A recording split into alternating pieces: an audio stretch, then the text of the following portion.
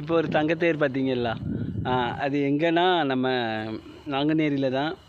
பெருமாள் கோயில், அது உண்மையான சுத்த தங்கமான தேர். அது சுத்த தங்கத்தில் செஞ்ச தேர் அது.